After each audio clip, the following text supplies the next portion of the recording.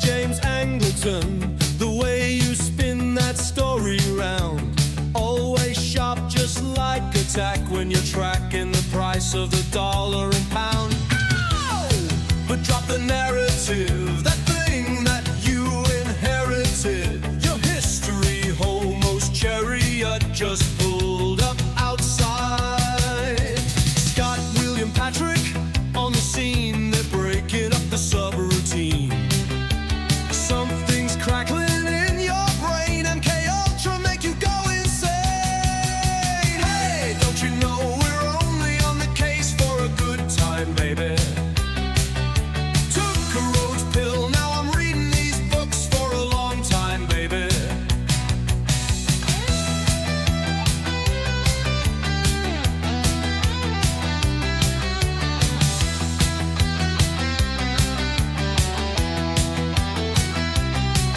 Honey pots and psyop traps, you can trust the plan until you snap. Slop conspiracy everywhere. History homos clear the air. Close your eyes, what's truth or lie? Hiding in the space between. Reality's a tangled scene. Tune in, you'll know what I mean.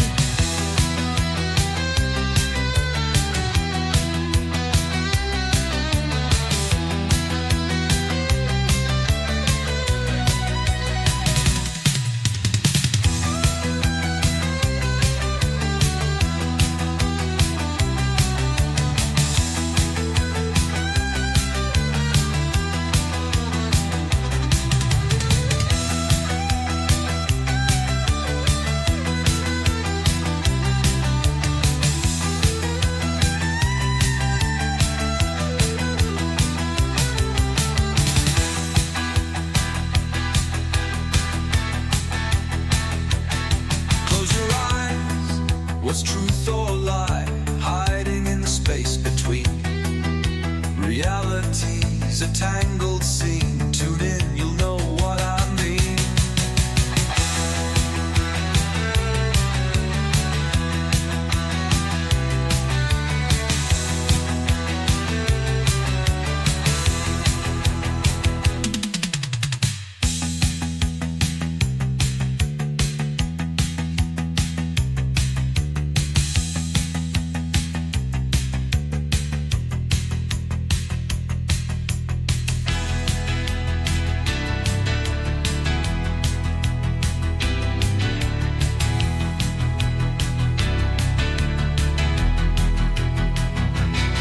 Hey, history homos only on the case for a good time, baby.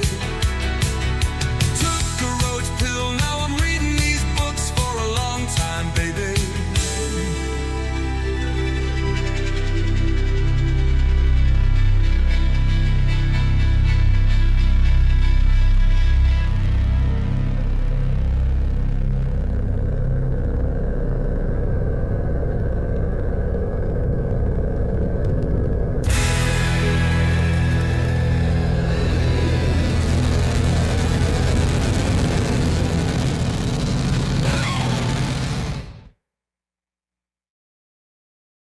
And we're live. Welcome back to the show. Patrick and I this week are returning to the field of literary analysis. I felt like it was time. And this week we are discussing the novel.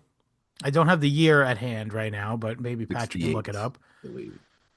1968. 68. Do Androids Dream of Electric Sheep? Now, Patrick, have you read this before? I think you said No. you had read this before. Years ago. Years Right. and years, like over 10 years ago. So it's kind of way back in the dusty corners. And it was a really enchanting and enjoyable revisiting of this material. I get through this easier than I can get through Blade Runner. Unpopular opinion. Well, this was I like Blade Runner a lot, and I do want to also Me too. I do also want to say that this possibly wouldn't be a bad time to give a free plug to Monica Perez, Monica's Movies with Scott and Bobby episodes. I do not know if they're free on the free feed or if they're just on her Substack page or whatever, but I did do like a 2 hour long or an hour and a half long episode where we went pretty deep on like the Gnostic,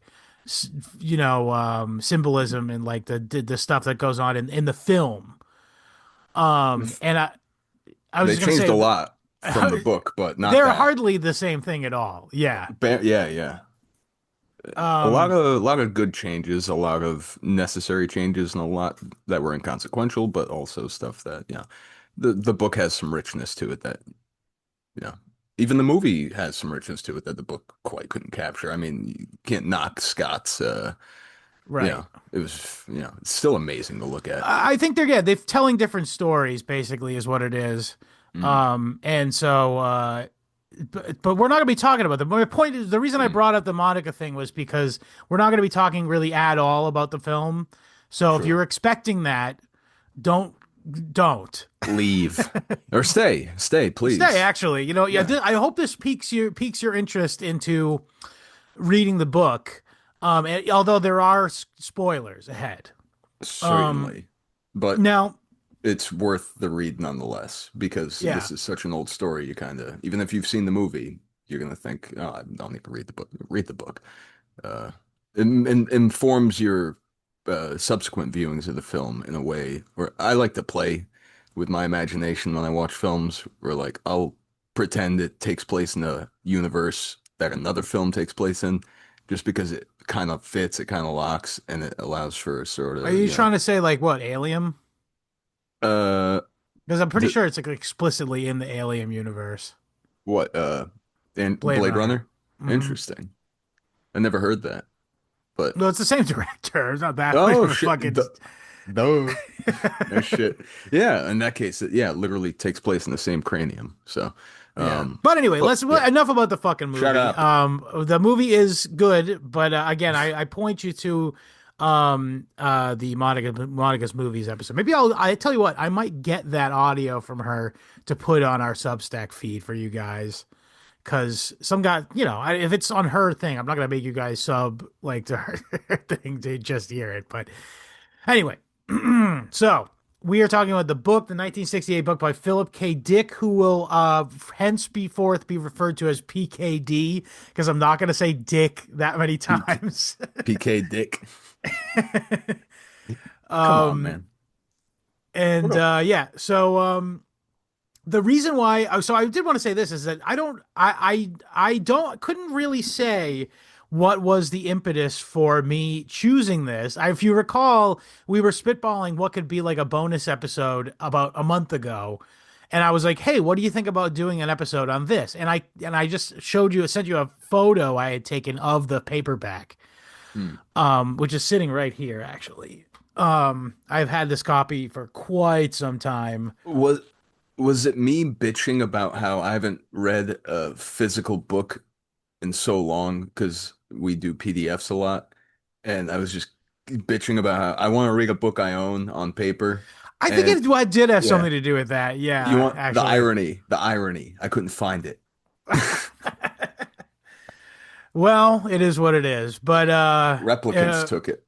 But I will say that but to add a little bit to the lore of that uh photo that I sent you. I don't know what I just like the reason why I was just sort of standing in front of my bookshelf, which is it's never been shown on camera, but it's right over there. And I just like was looking and my eyes just sort of honed in on this paperback and I pulled it out and I just for some reason was like I haven't thought about this book in years and I Mm, thought about Blade Runner a lot recently because I did the episode recently for Monica mm, and I don't know, it's just something about the book spine stuck out to me. And then I pick up the book again this past week, and I go, "Oh my God, this is so crazy." Every time I have like one of these little kismet moments where I randomly choose something, it always connects to something else we're talking about. Because yes. stop me if you also felt this way, but Mercerism, didn't that come off to you as like transcendentalism? Like Oh, sure. it's like Yeah. literally the same shit. Uh, Now, PKD, of his own admission, it wasn't until later in life that he stated that he'd read the Bible or at least the Gospels, thoroughly. Hmm. Uh, so, but all the same, he does have a lot of literary and mythological, and he is well read. He I would say knows what he's doing. transcendentalism is like partially like a literary movement. So yeah, I would say Mm, it fits neatly within the toolbox of PKD. Yeah. So I was just gonna say though is so okay, we got to talk about what that is. So let me just set the stage here by saying that forget everything you thought about the movie if you've seen the movie and you've not read the book. mm. I want you more to picture like a 1960s sort of uh gaudy like like the 60s soup 60s Spider-Man or like a Batman TV show kind of like aesthetic, you know what I mean, like with Oh like man, underwear on the outside, because I mean like specifically every male in the book is described as what more than likely wearing a cod piece. it's ridiculous. I had to double. I stared at the like the screen forever. I was like, I'm reading this right. Yeah. Those are those words and those are those letters. Everyone's in a cod piece, like Everyone's wearing a cod piece, meaning like underwear over your pants. it's men in tights, Yeah. folks, and they all have laser tubes. All And right, they're lead, by the way. And laser, yeah, the guns are tubes. So it's like I pictured it sort of like the phasers in the original Star Trek. sure, okay, You know what I yeah, mean? Like like a sort of like a remote remote control. control. Yeah, but like a tube at the Sucks. end kind of thing. Though there is a pretty excellent, good old gunpowder and lead kill in the book. Yeah. I Well, think let's the not only get too one. hung up on that All stuff. right, We're talking about the big ideas here. But we listen. do have to give a plot summary kind of thing, because it does start out the same way sort of that the film does in a Hmm. way. But there's several key differences. And also the setting is like sort of like paramount to your understanding of the entire thing. In Hmm. the Blade Runner film, it's shown as like a cyberpunk, so it's kind of a genre defining film as far as cyberpunk goes, or the cyberpunk aesthetic goes. And like in hand with that is like a sense of overcrowdedness and urban decay or urban sort of jungleness. um, and in this film, it's quite the opposite. In fact, I would say the barrenness and lack of human biomass is like one of the key essences of the entire Hmm. story. The book is set after the World War Terminus, the final World War, which I assume is between the Soviet Union and the United States, and it's Don't in speak so soon. yeah, well, I true. mean, But yeah, the Earth is basically destroyed, and the population has gotten down to like 1 or 2% of what it was, ugh. partially due to death and partially due to emigration to one of the UN ran space colonies, which the incentive is to go is that you get a free android companion to work for you when you arrive. So when you get there, you're almost like a landed gentry, and you have a Hmm. slave. Nice. I mean, And not also nice. that's the carrot, and the stick is first of all, Earth is completely polluted by fallout and radioactive material that Dust. is just physically dust literally getting around and into your lungs.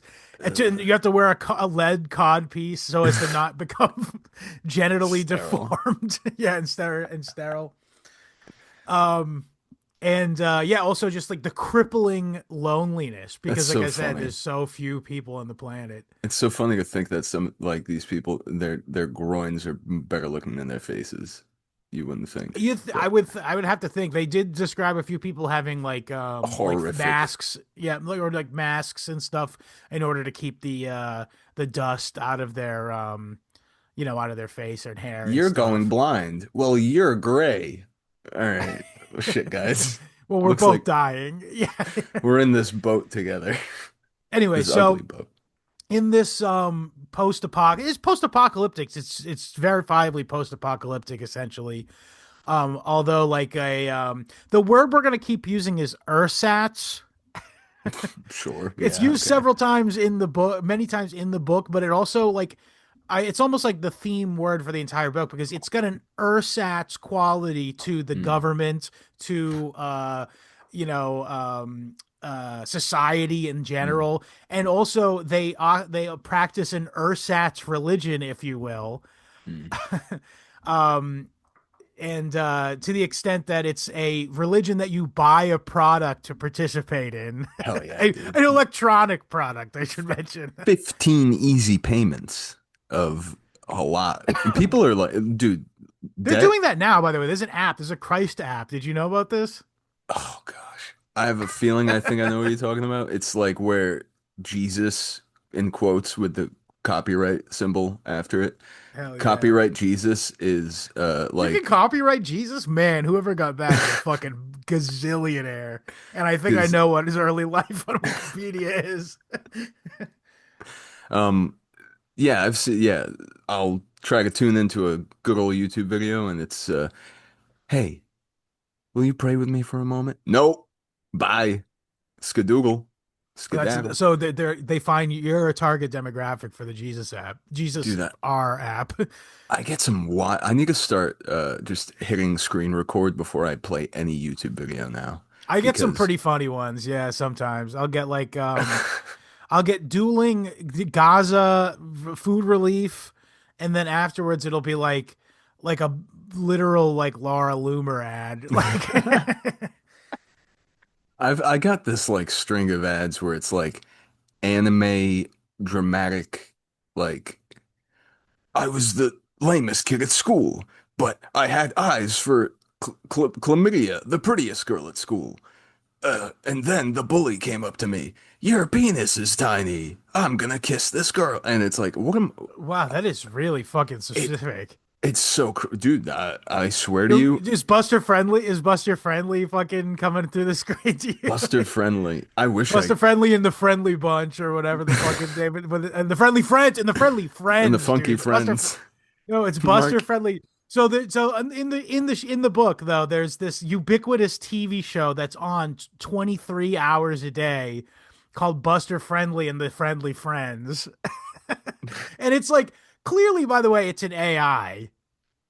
Uh, It's no. clearly like a How did thematic it? depiction of what, or like a predictive prediction as a predictive Yeah. literary description of an AI, like because he doesn't go to sleep. Oh yeah, he's simultaneously being broadcast as a radio show and as a TV show, and the shows are different, and they're Nice. on for 23 hours a day. Oh man. It's such a what was the quote from our friend there?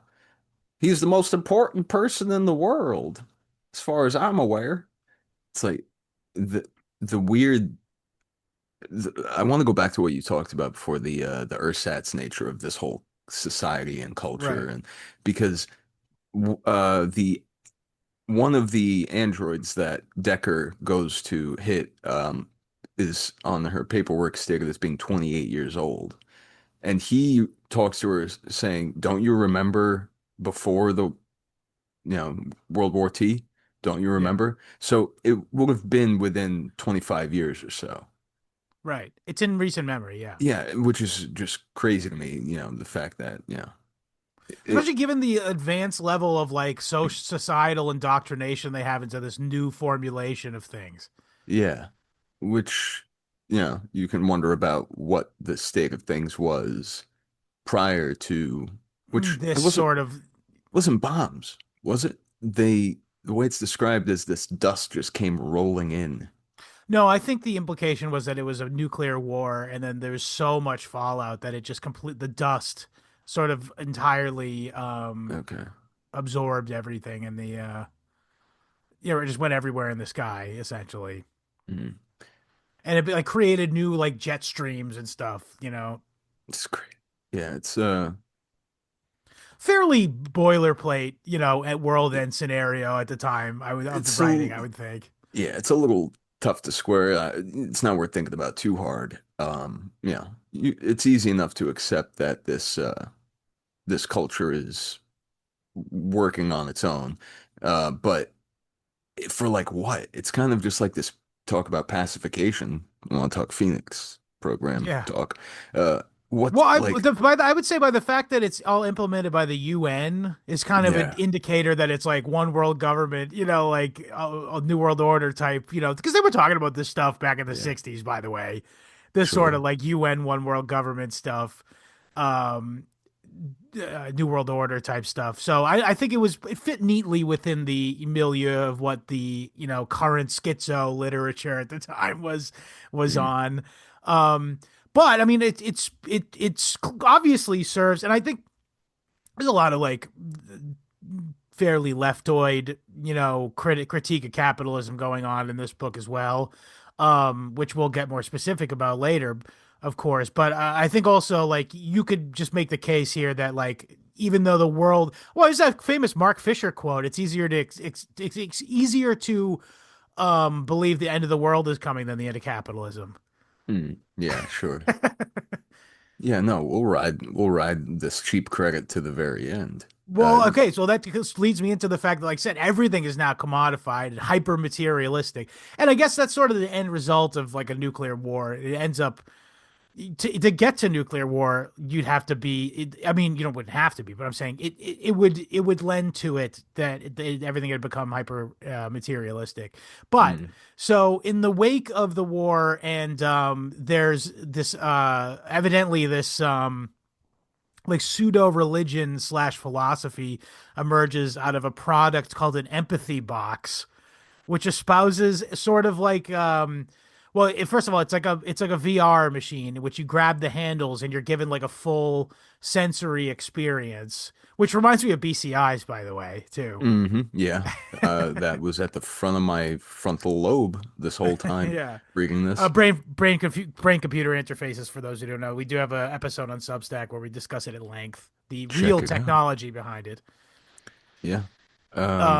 Who But yeah, gets so you out of while bed you in the when you morning? jack into this BCI simulation, you simultaneously and empathically experience an ordeal through the eyes of a what we come to find out is a fictional character called Mercer, Wilhelm Mercer, if I'm not mistaken, who is uh, A who is Dutchman. I Uh, guess.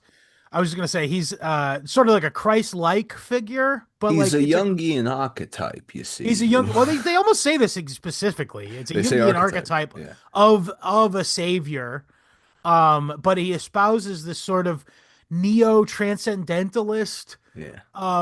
philosophy Yeah. essentially, in the sense that it's like it has a emphasis on um animals and nature as being Mm, like one with or like the most holy and spiritual thing, mm, um and that and it has like it has like flavor, it's like a flavor of like Christianity because it has like a built-in built-in sort of acceptance of others mechanism into it because the guy Mercer, the character that is in the center of this false religion, um is depicted as a special, meaning he's somebody who has suffered mutations from exposure to the radiation on the planet, which normally would otherize you, would make you like an outsider, unable to marry, unable to reproduce, and unable to emigrate off of the planet. You're stuck on Earth as a freak,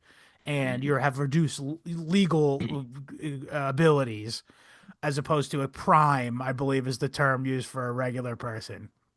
Hell yeah. Which Um, I'd be a special for sure. well, I don't know. We'll talk about the whole special thing. It's kind of a spook as well, which I think is an Yeah, interesting thing to talk about in absolutely. the episode. But I was just gonna say, so yeah, but Mercer, the character at the center of this false religion, is depicted as a special. And his special affliction is that he's given this part of his body that allows him to bring life back from the dead. So again, has like a mirrors of Christianity baked into it It's like in all an over. ersatz manner, as I Yeah, yeah, yeah. said. Yeah, like the memory held, after the bombs fell, but so someone there were no extant copies of the Bible, so someone who half remembered the story Yeah, kind of it's just kind of cobbled similar it to together. we talked about it last week, but fucking in Fallout New Vegas, Like Mm. one guy remembered Rome in history and was like, Yeah. "Let me try to do Rome again." No one else remembers it, so it's kind of fresh to them. Yeah. Yeah, so I do think that is, and the other thing, it's in evidently the origin of it was like the moral panic that accompanied, first of all, the world being demolished, Mm. in a catastrophic war, and then also, um, another major thing, as I said before, like the fact, just the sheer desolation Mm. that is present on this world with so few people. I remember in the very first chapter, there's a scene where Deckard's wife says, like, the other day I turned off the TV for a minute and I just noticed the silence and I had like existential dread from it.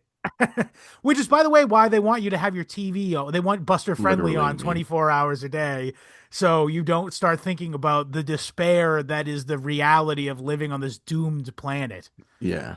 Yeah. We don't need anyone philosophizing at this juncture in time. There's no Right. need for that. Well, the thing is that here's the interesting thing: is they do want you to philosophize it, but they want you to do it via Mm. this commodified, Mm. provided to you as a service religion. Mm.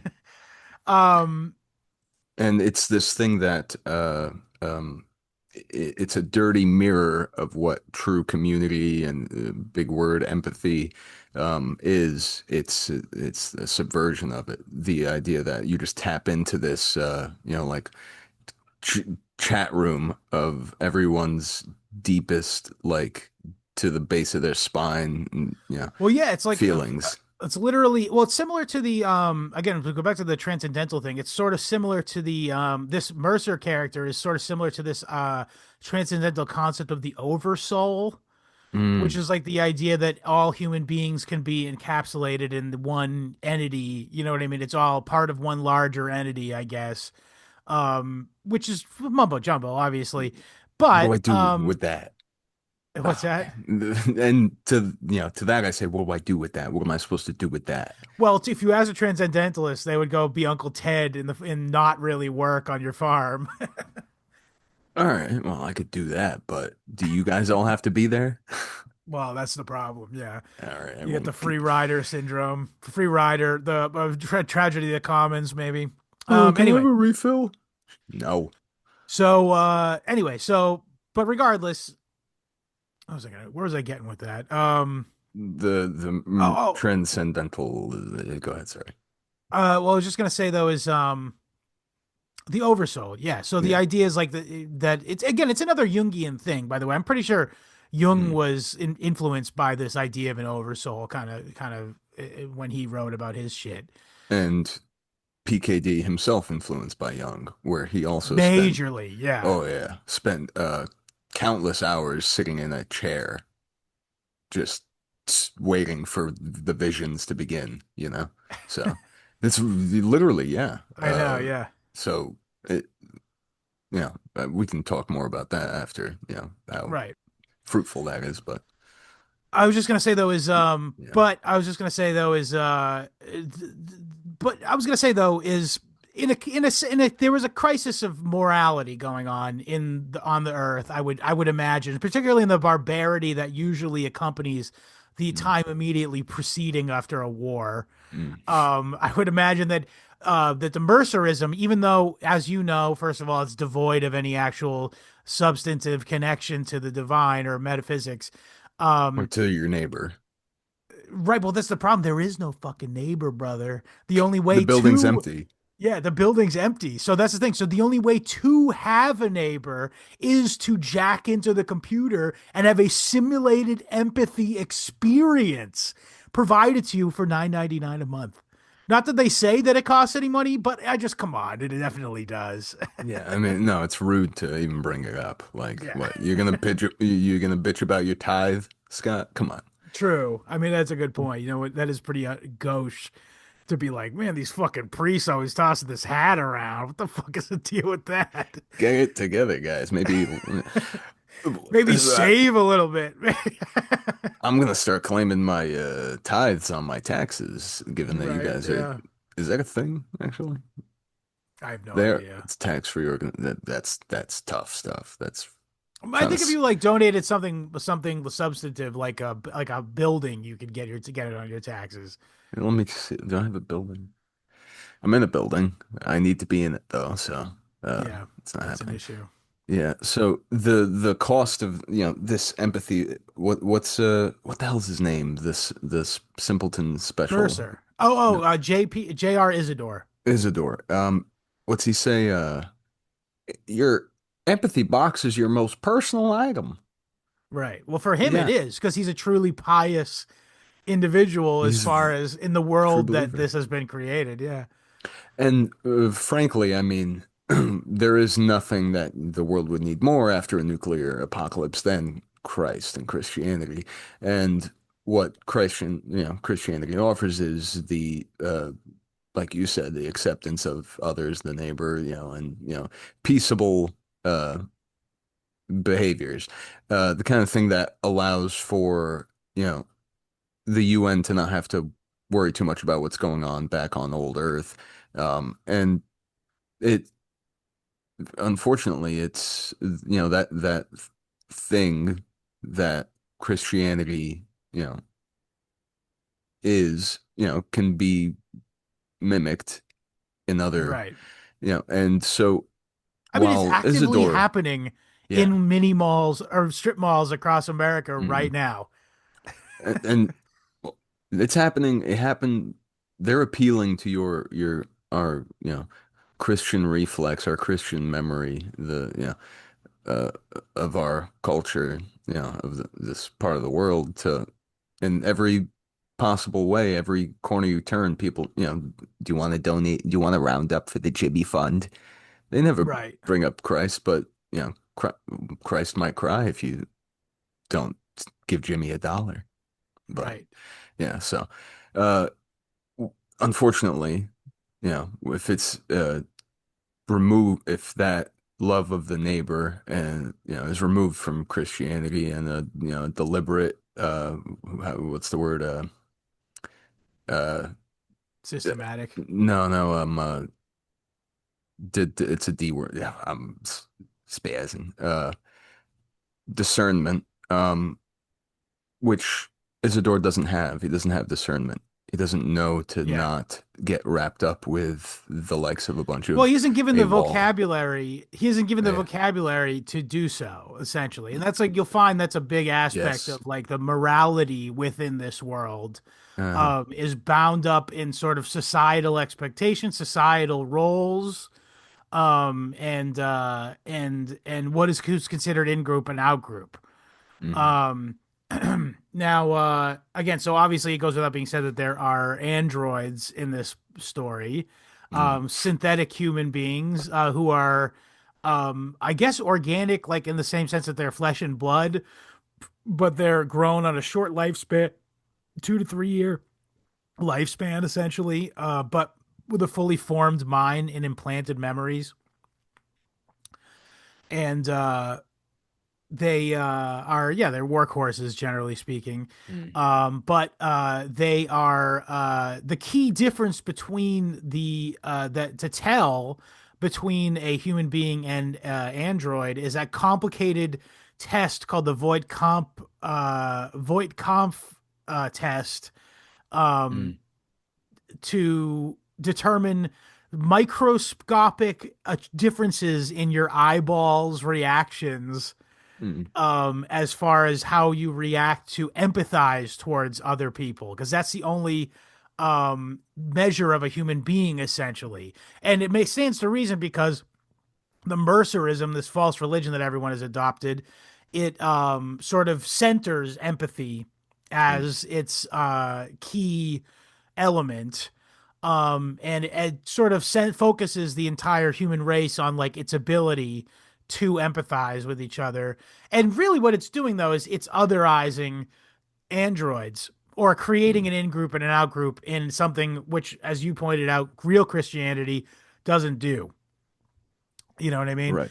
So it's establishing a hierarchy. It's almost like a caste system, really, is it centers human empathy in the center as the societally binding characteristic, and Mm, then in that same world, also other, I mean, the fact is there's other beings on the earth that are now outside of the society, who are organic and living and breathing and have their own internal lives as well. So there's a major moral hazard to that, in my opinion. Now the interesting thing is, one thing I really, this is one thing I really wanted to get to, and we're jumping around a lot, so I apologize for that. But please do I'm yourself a favor and sorry. read this book. No, no, no, We'll I'm tell the jumping straight way. I'm story. jumping to the end right now to make a Oh point. no. Yeah. Strap in, folks. Well, it's just there's a character in it, a female Andy, as they're called, Mm, called terrible name. Pris Stratton, Yeah. and later in the book, she's with the retarded guy, J.R. Isidore. By the way, we'll talk about him for a minute too, because he's like the moral center of the novel. Um, but the it's at the end of the novel though. She's been taken in by this guy who's a special. He's a chicken head, they call him, which I've now adopted. By the way, I just start calling my cat a chicken head. That's what people in the African American community call crackhead women, Yes, I actually. knew that. I Yeah, knew so that. that's fun. It's similar. You can't trust them around sharp edges or objects. Same Right. thing. Specials and chicken heads. But yeah, so the Andes though, they are from birth they're told that they're unable to sort of engage with this innate ability known as empathy from birth. They also have short lifespans, so they have a limited range of experience.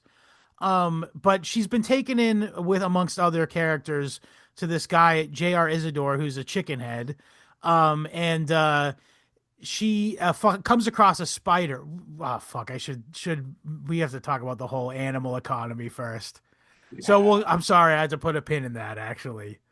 So we have to talk about the animal economy. So given that it's a transcendentalist based religion that they all inhabit, they have this immense respect for animals, and they consider caring for an animal to be like a very like a sort of a social virtue signal. Yeah, they're real Indian about it. No, yeah, but don't they take care of cows? Oh, they love a good cow. Yeah. They love everything about them. Well, okay, but regardless, but this goes for every animal that is still in existence at this time, which is not that many. And further, everyone is constantly talking about the prices of animals, how rare different animals are, how much you could get for an animal, and they all carry around a fucking catalog at all times to check like the stock market of animal prices at any given moment. So And there's here we at go. no point do they eat any of these freaking animals, by Well, the yeah, way. they're obviously transcendental vegetarians, like I don't full know fruit what based. they're eating. I don't think it's I think vegetables it's either. soy. Yeah, no, it's like soy. Like fucking Soylent. Great. Yeah. I know how that movie ends. No, I'm talking about the product in real life, the one The that's like true. that the guys who my wife's boyfriend guys drink. Ah, nice. Yeah. Delicious. Yep. Yeah. Oh, but anyway, so I was just gonna say those. So okay, again, so this central tenet of this religion, air quotes, has now been turned into a gamified, status oriented, um, what's the word? Conspicuous consumption thing. Like having an True. animal, which at its heart, if you were like a truly pious person like J.R. Isidore, would be like like a religious honor to take care of a sacred animal or whatever. But meanwhile, Rick Deckard, the character you're introduced as being your sort of self-insert at the beginning of the novel, is having a conversation about how much he feels like a piece of shit because he has to own a electric sheep because he can't afford a real sheep because he's a fucking loser. If you relate to Rick Deckard in this book, there's something wrong with you. I hate to say. Maybe that's tough talk, but Well, no, no, no, no. this guy I would stinks. totally want to double down what you just said. And I think the book does this a brilliant thing in the beginning of the novel, and it plops you right into the life of Rick Deckard. And the first thing that happens is he gets out of bed and his wife argues with him, Hmm. And at first you're like, man, this fucking bitch. I can just imagine what kind of fucking bitch this is. And then the book goes on and you Some run evil into future bitch. the book goes on and then you later find out that she's actually one of the more moral characters in the novel, like far and away. And there's not a large range of good people in this book, by the way. Yeah, I mean, But she can't get out of bed long enough to do any harm, to be honest. But But by the time you spent enough time with Rick Deckard, you go, this guy's a fucking asshole. Like oh he's a God, self-centered, narcissistic nihilist who just fucking basically finds a way to make every little thing that happens to him about him. yeah, sure, absolutely. And then by the way, so by the end, when you make this realization about Iran, his wife, um, What's that you go, supposed to what? mean? Look what PKD did to me. He fucking made me think. He made me look like an asshole by going, man, this fucking bitch. Hmm. Would you just leave him alone when he gets Leave. out of bed? He's gonna go. He's trying to go to work, and then I come back later, and I'm like, this guy fucking sucks. Yeah, he's not even a cool detective like he is in the He's not movie. even Ryan Gosling. He's not even Ryan Who would he be Gosling. played by? Even this He's version not of him. even Steve Buscemi. This guy. He's Actually, like, Steve Buscemi would make a great real Rick Deckard from the novel. yeah. Oh no, I wouldn't want to do that to Buscemi though. Yeah. He plays a Could- piece of shit pretty well. yeah, I guess. But Deckard doesn't have like a yeah. Either way. Who else? I'm thinking. We can come back to this. Put a Yeah, pin we'll in come back that. to Yeah. this. Super Uh, important to think about the next adaptation of this. Even though there's a multi-film franchise of adaptations of this in existence already. and Andy Milonakis. Now you're on the trolley. Now you're on the Bring hover him car. back. I saw like a brief clip of him He's where all over the internet, dude. and good for him. He's a Twitch streamer. May he eat three hots and a cot. Like, yeah. But I think he's doing okay. what was the movie he did with Jeffrey Jones? Where That's not a thing. yeah, absolutely it We don't is. have time for Jeffrey Jones right now, man. I'll find it and send it to you. We'll address I, it later. But yeah, so Andy Milonakis is Rick Deckard. sure, that works for And me. I totally know what you mean. We're poised to think that he is supposed to be our you know Self-insert ve character, yeah. yeah, the vehicle for our uh our empathetic perspective into this world where maybe he can help us, understand this. But no, he's just as busted up as everyone else in this place. Right. Isidore is the only one with any, I can relate to him. Yeah. Oh, I like the TV. It's on all the time. So I was going to talk about him next. Is he? So he's a chicken head. So he's like in modern parlance, as like I said, would be like a mentally retarded person, right? But the problem is like there's several times where he displays a fairly advanced level of intelligence. Like he He explains the understands idea of entropy. yeah, he explains entropy to a woman who looks down on him for being an idiot. And she Yeah. has no idea what the fuck he's talking. So okay, so there's this concept called kipple, which is a Yeah. word, a neologism that PKD came up for this novel. But basically, it's a sort of physical manifestation of entropy, and what the book is describing essentially in toto in the entire book, is like a catabolic collapse. I think is the sociological term for what we're talking about here, meaning the population collapse, a population like drop will result in a total systemic crash due to the lack of resources and human beings biomass to maintain what is in the previous times with higher populations were able to continue. And this is evident in this novel by the fact that there's hundreds of thousands of empty apartment buildings and apartments filled with trash and heaps of dust and decay everywhere you go. And even in buildings that are occupied by a non-zero amount of people, there's just junk everywhere because there's not enough human beings to carry it away. We take it for granted at times, even in the fact that we are, as a population, has shrunk. to a degree, or growth has slowed, I should say. The population hasn't shrunk, but growth has slowed. We take it for granted that there's always, generally speaking, going to be someone who you could pay to go take care of something or get rid of something or fix something. But whereas the people in this book, a lot of the people just have a non-functioning things that have no chance of ever getting repaired because of the lack of resources and staffing to take care of Mm. that problem. Um, and so basically, this idea is Kipple is a physical manifestation of that. And so J.R. Isidore, a supposedly mentally retarded guy, explains that Kipple's like when you leave a bunch of junk in your room and you leave and you come back, there's twice as much junk. Now that's a really simple explanation of it, but he goes on to say that he says basically what I said in a slightly less eloquent way in the novel. And then, but the best thing was he goes, the best line he says is, "Here in my apartment, I've achieved a kind of stasis between Kipple and order." Mm. And I'm like, this is not a retarded guy. Like, Yeah, no no. retarded guy is going to make that point. He has a job, Scott. He He drives also a has a truck. job. All Well, he right. says he's like, I couldn't quite pass the IQ test, so they classified me as special, but I'm only a little special. Mm. So what I'm taking this as is that he's physically must be physically deformed. He's not described Mm. as such. He's not actually really ever physically described, interestingly. And he has a pronounced stutter. And Mm. so I think that what we're seeing here is a sort of clever way PKD is having us understand is that there's not really that much wrong with J.R. Isidore at all, but he's been sort of furnished this identity Mm.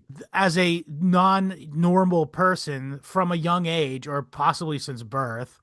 And it's coupled by being physically marked Mm. by the environmental changes that he didn't choose, um, and also having social anxiety, Mm. which is evident because he's got a pronounced stutter. And there's one scene where he's forced to make a video phone call and he's wigs out about it. Mm.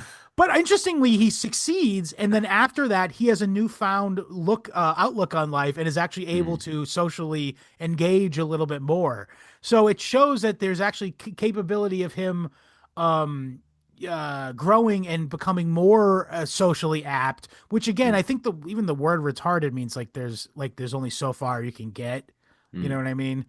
Which God bless them, they're God's favorite children. I love them, but I'm just saying, like the John Isidore is not mental. I don't think he's that, but I think the Yeah. the story, what the horror we're seeing here, that you Uh, as the reader sort of have to unfold mentally as you come across this is like a sort of imposed on him status that it's sort of part and parcel of being in this hyper isolated world, is that there's no mm. other people around him to there's not enough people around him to have to go, hey, wait a minute, maybe we'll listen to Isidore and see if he has something interesting to say. Mm.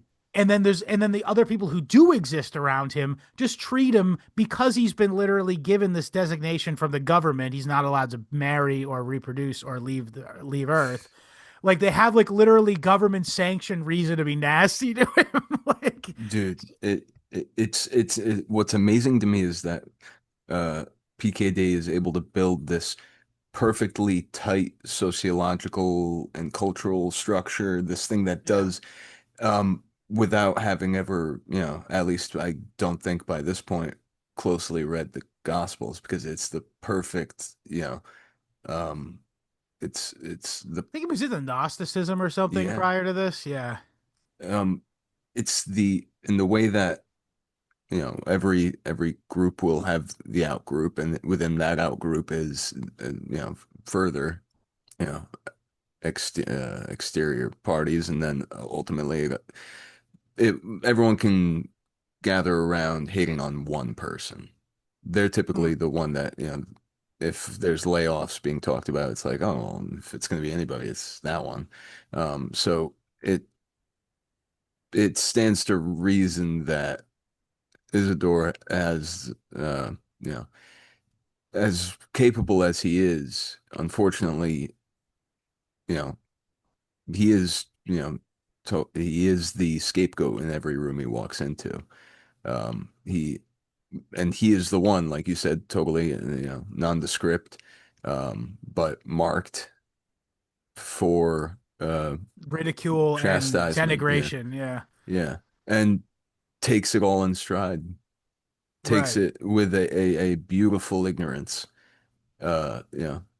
I'm also reminded of something that Swedenborg said actually about he said like people who are like not so bright make for like the purest faith Mm, because they don't over intellectualize shit. Like you know, mm, absolutely.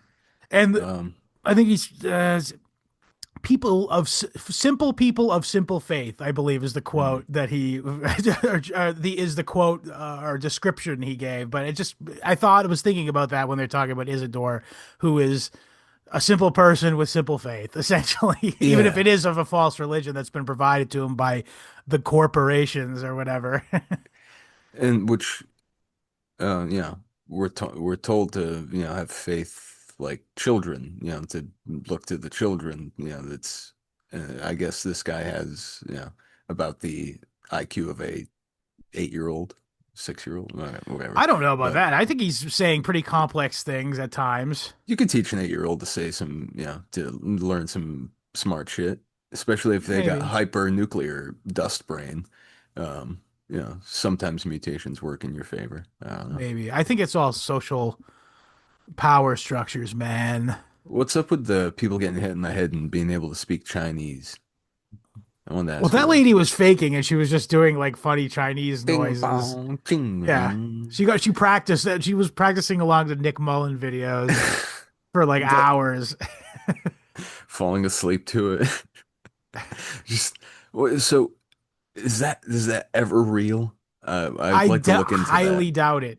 It's a curious thing. You know I'm But a skeptic about everything, but I just come on, lady, just say it outside aloud to yourself again. Woman hits her head and then can suddenly speak Chinese. Come on, man.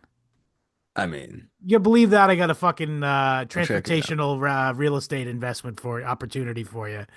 Where over on Nantucket Sound, or Sure. where were they trying to go? The those Antarctica boys. Um, so yeah, you can't get hit in the head and speak Chinese, but No, I don't think so. you can be it, what's interesting about PKD writing this in 68 is he kind of this book is at its possibly highest level of like cultural relevance and memetic like synchronicity, you know, the All right, so you're schizos. saying it's the most relevant, his most relevant piece of literature? Mm, just for the time, for the way that we talk, for the way Oh, it had a that the massive impact. You're saying cultural impact, you're saying. possibly directly and indirectly, but I think it's kind of just a like a I don't know if it's happenstance, but the way that we talk about, you know, the meme culture online, the schizos and the autists and the, people Normies. all normies and, personality group shit, all that, Hmm. like, empiricizing the self. Um, it's very, I don't know, it's echoed in these voice contests, which, you know, they're using something so, I don't know, it seems like woo-woo science to me that they're just Well, like stare. it's a cultural, social, societal value reinforcement exercise. It's like a struggle Sure. session. They're all Oh, struggle sessions, essentially. they're not they're just trying to find the citizens and anyone else, robot or otherwise. Yeah, well, Yeah. that's the thing. The only way to test is to fucking look at your eye reactions. Obviously, people are gonna get caught up in that dragnet Yeah. that aren't fucking androids. Obviously, there's varying amounts of. I mean, you see it within the characters in the book. There's this whole character Phil Resch, who's another rogue Mm, bounty hunter, like Phil Deckard, mm, who Rick Deckard rather, Phil Resch. Sorry, I got it mixed up. But he almost has like an antipathy towards androids and gets excited to kill them, essentially. Mm, So, yeah. which leads, by the way, Deckard, who's always on his fucking moral high horse, even though Yeah. he's a scumbag, to go, well, this guy might be an android. Because for someone else, to be fair, someone else tipped him off that he might be an android. But that's Mm. another conversation. But he That has could to have been take Fugazi. it was Fugazi. Turns out he was Yeah. Fugazi. Yeah. Yeah. But regardless, so he there's varying levels of empathy within verifiable human beings. Clearly, we have Deckard, the character who again is now spending the whole book navel gazing about the morality of his job, meanwhile killing six individuals in a brutal fashion. Which the way it's written is great because pieces of the people always explode and hit Yeah. him usually like Yeah, it's cartoony, but also it is pretty the it's action is gritty. It's swift, yeah. gritty and cartoonish. Yeah. Yeah.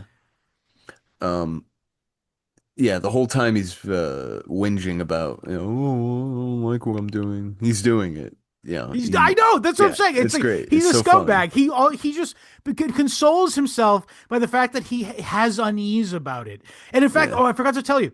So Mercerism, the again there. So I told you before that in the backstory of this fictional religion, he's a mutant essentially that can raise life from the dead.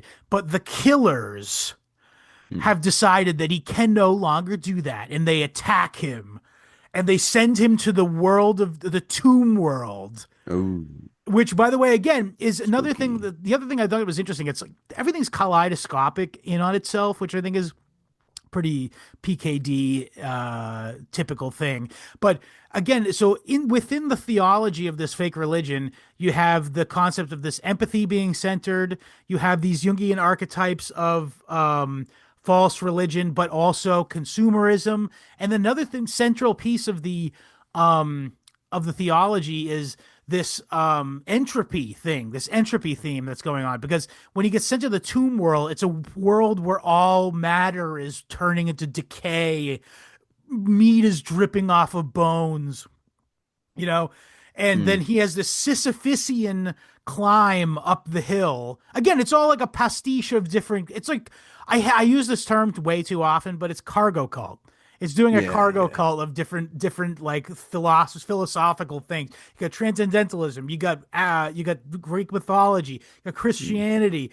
Plus, you have the very real fact that the world around you itself is decaying, Hmm. and you have this rampant consumerism that is built right into the religion itself. So it's a pastiche of all these different despicable primordial soup things baked into one sort of thing. And I think it's so the word economy is just mwah, no info Yeah. dumps.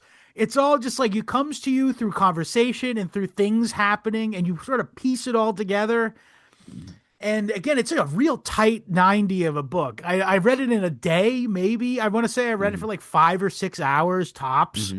Like, Yeah, that's about right. Yeah, it's a breeze. But uh, the way he does it, the way it should be done is, whatever exposition is essential, it comes in due time. There's no use in, which is the peril of science fiction. There's no use in like, you know, uh, banging people over. info dumping. Yeah. Yeah, like trying to establish the whole setting, infrastructure, the history, everything before even, I even give a shit. It's I'm reminded of the 1984 Dune adaptation with David Lynch, where the there you beginning where it go. just sits and explains the universe of Dune at the beginning. There was Dune. It was If hot. you can believe, there was a planet called Arrakis. I've never seen that film. It's Uh, it's bad, but it's yeah. like charmingly bad, I guess. Yeah, there's not enough time in Given that I'm a life. fan of the book too, it's hard to watch. Like, Yeah, I would think. No one was happy about that. I like heard. he So, took his name off of it. um, I When you watch a print of it now or like a DVD of it, it says Alan Smithy, directed by Alan Smithy, no shit. which is not he's not the only person to do like many famous directors have used the name Alan Smithy to take their name off of a other Interesting. movie. Yeah, look that I'm up. sure I think that's it's a also. Wikipedia. It's a Wikipedia page on that for I'm sure sure. they've also given that name to the police at several different points in history too. Possibly, possibly. Anyway, so much more shit I got to cover here.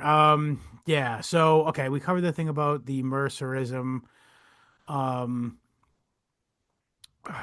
oh, yeah. So let's talk a little bit about Rick Deckard I was just and gonna his say, moral failings. yeah, Um, Mister sitting in a car, staring at his gun, going, "I wish I didn't have to do this. I just want to pet an animal," and then sees his prey walk out of the building and immediately hops out and goes kills them. I get That well, guy. they give him so much money. It's $1,000 per head in Yeah, 1968 money. Well, I'm bullshit. not. It's actually like I think it takes place in the 20 somethings, Yeah, 2000 and somethings. But in he's still thinking as if it's $1,000 in 1968 money. he could have had a cat. He Yeah, could have that's just the got thing. $25, Scott, for a I cat. remember. I remember. You And kidding why me? wouldn't you That's just better want a than, cat? yeah. What the hell do you The want problem a with goat that, for? Patrick, is that you can't have your cat on the roof so the other people in the apartment In building Kowloon. see it. Well, no, the roof is that because it's the hover cars, don't forget. So you go on the Right, roof to get right. on your car. So that's the benefit though, is you keep your fucking animal up there so everyone Yeah. sees your fucking expensive colt. Jeez. Just just horses getting caught up in the airstream of a hover car taking off. I can't imagine they're taking care of these animals well. I mean, for Oh instance, he shit. talks about how he did have a real sheep but it Yeah. died because it got tetanus. And it's like, bro, What the like, fuck? What's what the happening up fuck were there? you doing? Yeah, it just like fell over and died. It's like, what happened? I hit it and then it fell over. What's wrong with it? That's supposed to get up. Yeah, to people that are, it's so, if it's not for food, it doesn't seem like we know what to do with them. Right. Uh, we But immediately turn them into idols, I guess. right. Well, I was just thinking about so okay, after he kills the first three of them, he's got $3,000 and he's feeling shitty about himself No. because first of all, he realized he thinks there's something wrong with him because he's horny, basically. He's horny for robot girls. And he's basically like, oh, there was a minute where I didn't want to shoot the robot girl because I was horny. Maybe Mm. there's something wrong with me. Oh, woe is me. You know what I should do? I should do conspicuous consumption. And he Yeah. goes to the pet store and uses the $3,000 to put a down payment on a goat. This Brings guy, the goat home, and his sweet wife is so excited and happy to see him and has been worrying about him because he's a police officer and been gone all day. eh, I don't like that thing You she don't does. buy you don't buy that she missed him? I just don't like the fact that she's so into the box. She hates the box. The fuck are you talking about? He liked the box. Well, yeah. Oh, wait, Oh, the no. empathy box. What the fuck, man? It's like being religious in a world where there's only evangelical church. It really put me off that whole bit at the beginning where she said, I like to have 2 few hour sessions of despair Well, every let me month. defend her on that. Yeah, In the sure. world that they inhabit, that is almost heretical because you're Mm, supposed to have Buster Friendly on 24/7, so you never think about the bad thoughts and you just mm, buy. sure, okay. And by the fact that she goes, no, I want to turn the television off and sit in quiet contemplation for 2 hours. I'm going to Mm. indulge in that. By the way, she's also a fucking housewife in a world with the tiny ass box of a house with the fucking post apocalypse. Like, give the poor woman a break here. I'd It's be so depressed true. too. It's so true. Every single time she's like gets antsy and she's like, maybe I'll go out. She goes to the door, looks out the window, and it's just like, Yeah. But anyway, but another thing, I'll defend her too. Is like after spoiler alerts, the goat doesn't make it. By the way, no. but the goat doesn't make it. Then he goes. Well, that's fucking bullshit. I'll go. I got $3,000 more. I'm gonna go buy another goat. She goes, no, just come back and be with me, please, man. I just fucking want to Yeah. see you. I haven't seen you all day. You killed six guys. Like Can we just Talk please to me be about that. normal? You know what I mean? So I think she's a legitimate, just cool person, Yeah. and it was just a genius literary framing. It subverted our expectations at the beginning of the book, and she turns out to be the good one. And Dick Record is a dick. Um, Dick record. and That's well, so more about his moral failings. Um, First of all, he espouses this like want to be an animal owner, but it's so naked that it's just a status symbol for him. And it's not, even though again, the fake religion, we're all not you don't have to keep going back on this of the fact that the religion's fake and they should feel they're bad and they should feel bad about it. But in the world that they inhabit, he's even faking at the fake religion. no good. He's the worst of all worlds here. Second of all, um, At least it's an ethos. he gets that's true. He gets the Say what you will. he gets the goat, and her instinct right away is to go, "Oh, this would be immoral for us not to share our joy through the empathy box." So let me explain the empathy box a little further to you.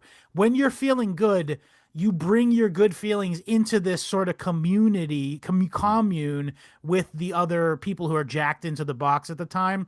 So when you have a really good mood, when you're in a really good mood about something wonderful that's happened to you, it's in this fucked up simulated religious world where you share that with other people, and people who are feeling terrible they also jack in because they want to feel good as well, and they get to share in a little bit of your joy, and then you take a little bit of their pain essentially. Hmm. So there's something substantive at the heart of this, and Hmm. there's something to the idea that there's empathy at its heart here. So by being willing to giveth of yourself and self-sacrifice your own joy about having a goat, even though you're knowing that you're going to lose some of that joy in order to share it with others, there's something to that. And I'm not saying it's good, but get this.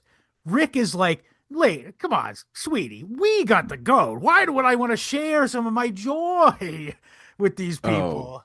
yeah, God forbid. Rock that card, dumbass. Uh, yeah, there is He there's treats also, empathy as a private property. He hoards his joy. sure, damn, Um, such a more complicated character than the Harrison Ford, yeah, well, uh, Harrison Ford has a limited range, to be fair. the Jeep Wrangler of actors. True. Um, That's a callback if you remember that I ad. think, oh yeah, he had the ad. Yeah, that's right. I forgot about that. But okay, so another thing I want to say is, okay, so he hooks up with the girl robot sort of to just satisfy his horniness. Really, he tells him it's because he tells himself that he's going to go to bed with this robot girl, and it's going to make him go, "I can't kill robots anymore." That's his idea when he walks into it. Then he does so, goes to bed with her, and she admits to him. Oh, by the way, she talks him into bed by saying, "I love you. If I was an android, I'd marry you." Oh my And he's like, "Yeah, I totally would too. Oh my God, it'd be so God. cool if we could do that." And then afterwards, I'll be right back. she goes, "Kind of, I admit that, frankly, I've been doing this to every bounty hunter. I slept with every bounty hunter in order to get you guys to not kill us, Yeah. try to soften you into not killing us." And he's fucking pissed. He's like, "Wait a minute, you didn't love me? This is bullshit. I can't fucking believe this." And he says, "I'm gonna fucking shoot you, bitch." Oh, He ends up not. However, he then turns around and goes and kills the other three robots. So the whole yeah. point was so he would get this out of his system and then go, "You know Hmm. what? Forget killing robots. I'm done killing robots." Now, conversely, so I mean that's clearly it's a narcissistic turn of events. There's clearly Hmm. zero empathy for others baked into that exchange. Hmm. And conversely, Rachel, the robot chick, she actually breaks with the standard understanding of android psychology, and she's doing this now. Again, she's just having sex with guys, so it's not like she's giving up her fucking like livelihood or something. But the point is, she's doing something to help other androids in the abstract. Hmm. So clearly there's empathy there. You know what I mean? So again, this is another example of who decides that androids aren't able to possess empathy. It's society really? Because we can find examples of androids having empathy, and we could find plenty of examples of human beings not acting with empathy, Hmm. particularly our first main character of the Hmm. novel. Yeah. Another thing is that Roy Batty, very brilliantly played by Rutger Hauer in the film, the character is obviously much different than this. Like tears in the rain. Great impression. You should you should quit your day job and go out to Hollywood with that one. That relevant cultural artifact. But okay, so Lost. but yeah, but the interesting though is he's married to another android in the story. Gay. And not just that, but when he hears Deckard blowing her brains out, he cries out in anguish. Now, Mm. again, you're trying to tell me that these guys don't have empathy? Well, I don't know. That seems to be something to the contrary. Um, Now another thing, so I did. Now we're finally taking this pin out of the spider. By the way, because we were talking about the spider earlier. There's a spider Uh, scene. One of the other androids, his name is Pris Stratton. They've all taken up residence with J.R. Isidore. yeah. And J.R. Isidore finds a spider, which is Wait, priceless, by the way. Spiders. Go if ahead. I may, sorry, Yeah. I just realized J.R. Isidore is in the same position that I'm sure PKD was in many times in his life, where he just finds himself coming down from a high to realize that he has like 8 drug addicts in his house that he's made friends I'm with. sure And that's happened. Yeah. yeah, so that's such a, yeah, that's, yeah. And it kind of also with PKD, this is a guy who he probably, that going back to the garbage thing, the accumulation of garbage, that's probably Kibble. an, yeah, Kipple, excuse me. It's probably an idea he had, When he was working. living a flophouse life? Yeah, for sure, dude. Yeah, and then he gets caught behind a garbage truck and he's just sitting there freaking out on methamphetamines, like wanting to go, revving the engine. Then he realizes the empathy box. Wait a minute. These guys are the only thing holding off the Kipple. Holy shit. And it just expands from there. But Could be. yeah, PKD put himself in a lot of strange situations. Yeah, Isidore's hold up with these robots all in his house, and Right. people But show up again, with so again, guns. he knows that they're androids right now, and he knows that I think in the abstract, he understands they had to harm somebody to get where they are Yeah. because they're not supposed to be here on Earth. There's not like robots allowed to, generally speaking, walk around free. Mm. However, he's a true believer in the empathy religion, TM. And he, Transcendental meditation. no, I mean, trademark. Oh. The empathy religion, TM. Um, And yeah, so regardless, so he's found a spider, which is again, if you look in the Sydney's animal trade book, is worth a small fortune to have caught a spider. So this is one of these things where he could turn around and turn this into a huge payday. However, because he is a true believer as opposed to Rick Deckard, he goes, no, I want to keep the spider and feed him and take care of him and and be like a true Mercerite. Feed him dust and I can't mice. imagine it would have lasted long. He probably should sell it. Yeah, I mean, yeah, Well, we feed regardless, it. so during the time where the androids, the Andes are there, Pris Stratton, who's kind of like his tormentor, honestly, he's smitten with her, and she's just nasty to him all the time. She takes the thing and goes, 8 legs, huh? Never seen one of these before. I wonder if he can walk with only four. And she starts cutting the legs off the little feller. Um, and J.R. Isidore is apoplectic. He's lost Yeah, his mind because not only is this, first of all, he again in abstract understands this is a very valuable thing, and she's here killing it yeah, or her harming it immensely, and also it's like sacrosanct to yeah, him that this is happening, yeah. and I this is the thing that fucking pissed me off so much. I looked all over the internet, and I swear to God, we're the only people who understand this novel. I'm just kidding.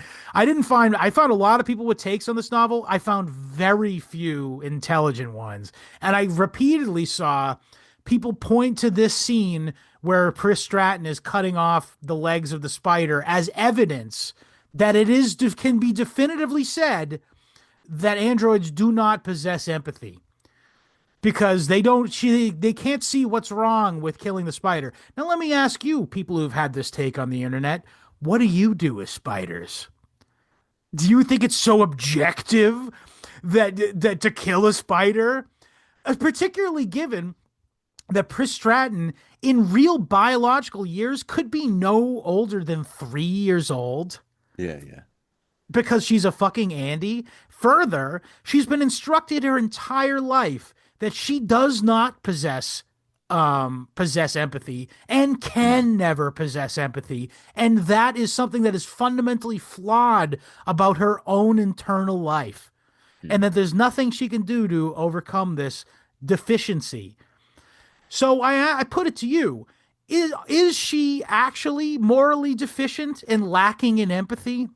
Or was she not furnished the moral vocabulary with which to understand the sacredness of a spider within this world with a made up set of morality by a Mm. computer machine that was sold as a product?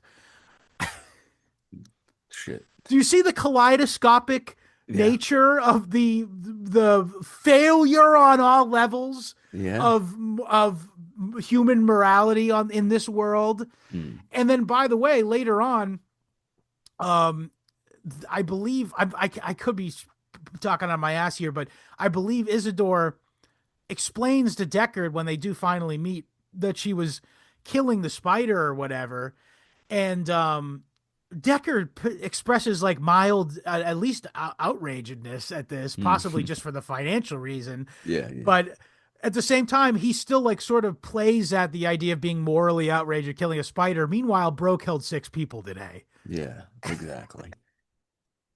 There is PKD definitely he understood that our empathy is selective, it is limited, and we put a there's a bottom to that well, I guess, and we choose who and what we let drink from it. Um, I think it was an interview where he said that this was his he had this idea as a way of what would people do if offered the option of owning a slave today. Uh, that's so. That's where f- he came up with the idea of the book. Yeah, that makes sense. It is like a Yeah, slavery. Yeah. yeah. So I think it's sort of a this is a unfortunate. I don't know if it's this is something that what does it mean to be an organic robot? I is this they have implanted memories. Are these from whoever's like husk that they're um inhabiting? Actually, I do. I have a specific answer to this. I think in the Please. novel, in the book, that becomes like I'm sorry, in the movie, that becomes like a major, like sort of like thematic point of the entire movie is the Mm, idea that like where do you like if you have an implanted memories of a real person, why aren't they your memories if you're artificial, you know? That's like the whole point of the film essentially. But in this, they don't like bother with all that. He goes, the implanted memories suck. It just makes them so they can function as a human being. There's not mm, much to it, and it's just like I was a person who grew up in this place, this happened, and then it wasn't. In fact, he goes, I don't think there's a quote I remembered specifically. I don't think because at one point Phil Resch, the other bounty hunter, thinks he's an android at one point, and he talks about how I felt when I was growing up and blah blah blah, and Deckard says I don't think that implanted memories are that complex. mm. So I think there's to your point, you're asking if like it's are you a husk of another human being or something? No, to give the answer. It's you're Yeah, just sure, sort of a right. you're born with the mentality that you're just a slave and your entire internal life is limited to this 3 years that you're going to be alive being essentially a slave. I won't uh I won't relinquish any ground on to the idea that these things are human or alive in the sense that we are. But it is an unfortunate by that point. I mean, if these things were just meant to, no, they weren't. They were meant to have personalities on Yeah. purpose. That was the Yeah. half the selling point. But I mean, it's how much more of a moral quandary could you ask for, you know, Yeah. to be placed in? It's absolutely This is a I know this homunculus. It's term a I know this golem. yeah, It's I know this why. term is overused, but it's Kafka-esque almost. Yeah, sure. It's It's horrific. It's cosmic scale horror. Frankensteinian. Uh, Well, yeah. the horror is complicated by the fact that we don't know. Like again, obviously they're not created in the same way that we are, given the divine spark through creation itself, and it was artificially constructed. But I think like the 3 year age limit of them dying, their metabolism quits after 3 years, Mhm. is like arguably a stopgap measure in order to keep them from gaining too much consciousness. You know what I Right, mean? right. And like I think like a morality, like if there was like a genuine moral center in the world that we're talking about here, it's Yeah. possible that a homunculus could come to have genuine morality if you instructed them, perhaps.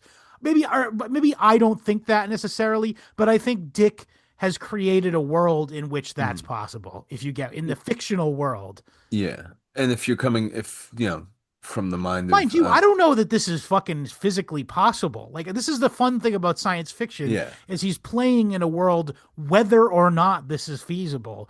And he's sure. asking the real big questions. If we were able to create organic homunculi, Mm, would do you think it would be possible to have them have a fully formed sense of morality and internal life? And mm, I think his answer might be yes. mm. Yeah, I think he would. That would be his answer if he is of the mind that we're, if maybe not chimps, on, on level. The Joe Rogan formulation of life Yeah. on Earth. If we're not if we're not super chimps put on Earth by Joe Rogan, we're, like computer files in the mind of God's desktop. Which, so like eh, if and the kind of guy that PKD was, I wouldn't especially he was playing with Gnosticism and, all manner of occult speculation, early on. I think he, even if your objection to the, to how it all works is, that it's not possible, it's not feasible, the robots wouldn't, it's not true consciousness or whatever. Um, that's beside the point because what he's created here is a perfect vehicle for, you know, That reminding question. us, yeah, reminding us, forget that question. Even if you don't like that question, then it's not worth pursuing. The fact, pointing out how cruel we are to each other. Yeah. Yeah, Yeah. that's this whole story Even is if it's work. just an archetypical story or a metaphorical story for how we treat other human beings. Yes. Yeah, it's great. It's fantastic. And yeah, But again, you could project this story framework onto another haves and have nots, just poor, super poor people and people who are middle class. You know, mm, that's just a poor person. Why would I care about what happens to them, kind of thing? mm, You know what I mean? But in here in my notes, I have written down the true existential dilemma is what if there's no qualitative difference between human empathy and android air quotes empathy? mm. And what if humans can run empathic subroutines, and androids run empathic subroutines, and the distinction is semantic, not ontological.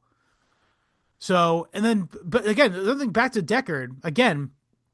He's like scumbag Steve throughout the entire story. At the end of the story, after he's accomplished what is admittedly a pretty impressive feat, killing six of the most advanced androids in He one didn't kill day. two of them. He didn't kill two of them, right? I But he don't did. want to hear that. Yeah, he also collected fucking bounty on two robots he didn't kill. I forgot about that fucking Mm-mm. moral failing as well. Stolen valor, Yeah. taking them to But okay, task. so at the end of the book, he's like dead exhausted. He's like delirious, probably suffering from some degree of trauma to his or to his in his defense. Um, Sure. and he drives off like sort of into the sunset, seemingly to like kill himself or like let himself perish. But when he goes there, he almost wills himself into having a similar experience to the Mercer. Yeah. Mercerism story. Yeah. And basically the point of it all though is so he can say to himself, I am God. Like he's on a power trip essentially. He's on a power trip. He's just killed six entities, be they human or not. And he basically says, I'm pretty much God, right? And then he goes on to say, if I'm Mercer, then nothing can mean anything. Hmm. So he's justified. He's basically used this ordeal as a justification for nihilism that probably dwelled inside of him at the beginning of the novel. Now, I want Hmm. you to remind. We didn't even talk about the fucking mood organ. The He mood loves the organ. mood organ. Yeah. Yeah. So the mood organ is literally like a little phone Mm, that you mm, punch in numbers and it prescribes you like your mood. It goes bzz, mm. and you Not to be feel something. confused. Not to be confused with a Moog The organ. Moog or the Moog organ, More, yeah, a excuse Moog me. Yeah. synthesizer, I think it would be Yeah. referred to, not an organ. Which also has similar effects in changing your, you know, It can. It makes me mood. feel some funny things Mm. sometimes. But It's yeah, so the mood organ, and so this is the guy. By the way, so at the end of this, he basically decides, I'm a nihilist. I am God. I am a nihilist, and cool. and nothing means Yeah. anything. And but it makes sense because of the very first sentences of the book, he's talking about how he loves his mood organ, which is Mm. a machine that just spits out emotions into him. Yeah. And when his wife is like feeling sad, he goes, "Why don't you just put on number three, the feeling that you want to watch TV no matter what is on." Oh, good. Oh, yes. I'll just go turn on the thing that makes me want to watch TV no matter what it's on. What is that? Like, what is the actual, like essence I of assume that? it's like just BCI type shit where it's zapping a part of your brain that just makes you like, Yeah, that's what I'm you know what I asking. What mean? is that part of the brain? The I couldn't tell you. procrastination, like the late, I I don't know. imagine they've got this down to a severe science. What frightens me is that they do already. Currently, yes, Yes, have yeah, that. Yeah. yeah. This is old news by this point, unfortunately. I think it's Um, good to pause to mention here that PKD was friends with the whole John Brockman set. oh yeah, so Like the right. Stuart Brand, John Brockman, the whole Earth catalog, the whole Earth catalog, the Okay, Human yeah, yeah. Potential Program. He probably went to Esalen. We got it. Yeah, I didn't want to dwell too much on the personal stuff We'll because do a. there's too Remember we did much. Yeah. remember we did the fucking was Addendum. no, remember The we did the was Stanley Kubrick as oh connected yeah. intelligence. We'll do a Philip K. Dick one in the future. Nice. Interesting. Okay. But Um, but what I'm saying though is how much of this is just totally came out of his brain and how much of it is inspired by pot fueled conversations with people who are working in IBM, working yeah. for DARPA, working for, you know what I mean? Like, He it's, dro he drops DARPA in the book. Name he drops does. Yeah. DARPA. Yeah. Yeah. No, no, Rand, I'm sorry. Rand. Yeah, that's right. It is Yeah. Rand. Yeah. Interesting. Um, That was 68, the same year as Dr. Strangelove. no, 64 was Strangelove, 68 Oh, was okay. Space Odyssey. But Oh, yeah, just interesting how Rand, at the height, maybe not height, but at a peak in its like impact in the cultural world. relevance. Yeah. It was also at, its most, if you could track the Google, usage analytics of the Yeah. word, it ironically was at the highest. I suppose they had a lot of, they couldn't cover, Newspaper articles. Yeah. yeah, they couldn't cover their asses that well. Ironically, now they can, despite us having the internet. I think part of that whole op was you should know about all these like Yeah, policies that are going through because you're supposed to buy it on some level. Like the yeah. idea that we are in a pitched battle against the communists. And it's probably heartening to the most The paranoid of smartest Americans. Jews we have are Yeah. on the case. Son, don't worry. The commies ain't getting us. We got the Jews on it. And the Nazis. Dad, I don't think you know what you're saying. I don't- you just said the same thing 3 times. That's Anyway, so that's too much. okay, well we got plenty more to cover still. I was just gonna say is oh yeah, so he becomes a nihilist. That's I'm gonna stop making fun of Rick Deckard here now. But the That's God you're talking about. God oh well, I was TM. gonna say though, the interesting thing is like, so I don't think Philip K. Dick is saying objectively. No. Oh, I forgot to mention that it's revealed in within the course of the story that the Mercerism religion is indeed manufactured by some human being on Earth in order to create a sort of societally reinforcing religion with which to control the masses, I guess. And it's revealed by Buster Friendly. Buster Yeah, Friendly, who, by the way, in when he says this, cracks the case. Roy Batty's listening to the TV and he goes, "I knew it. Obviously, Buster Friendly's one of us."